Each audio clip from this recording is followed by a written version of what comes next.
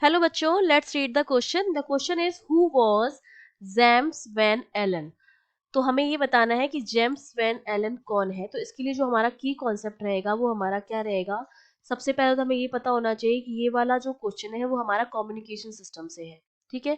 और communication system में हम बात करते हैं सैटेलाइट्स की, उसके मोशन की, ऑर्बिट की, ऑर्बिटल की, रेडिएशन की, ठीक है, स्पेस की। तो कम्युनिकेशन सिस्टम से इसका मतलब हमें ये पता होना चाहिए कि ये जो साइंटिस्ट हमें दे रखा है इनका नाम, वो हमारे किससे रिलेटेड होंगे, वो हमारे रिलेटेड होंगे स्पेस से। ठीक है। तो देखिए, जेम्स वैन एलन जो थे वो एक अमेरिकन साइंटिस्ट है, अमेरिकन साइंटिस्ट थे। ठीक है। और ये कहाँ पर काम करते थे? यूनिवर्सिटी ऑफ लोवा में काम करते हैं।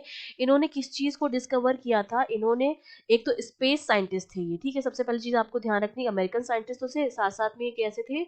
स्पेस साइंटिस्ट थे। इन्होंने वैन एलन जो कि इनके नाम पर ही पड़ा, वैन एलन रेडिएशन बेल्ट जो है वो उसकी डिस्कवरी की थी।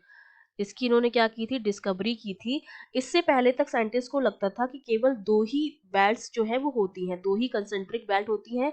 लेकिन वैन एलन ने ये बताया कि जब टाइम की इंटेंसिटी के साथ, जब टाइम के साथ साथ सोलर एक्टिविटी बढ़ती है तो तीसरी बेल्ट भी फॉर्म होती है। तो बेसिकली ये हमारी क्या है? थर्ड बेल्ट होती है। तीसरी बेल्ट भी फॉर्म होती है जिसको नाम दिया गया वैन एलन रेडिएशन बेल्ट का नाम दिया गया। ठीक है।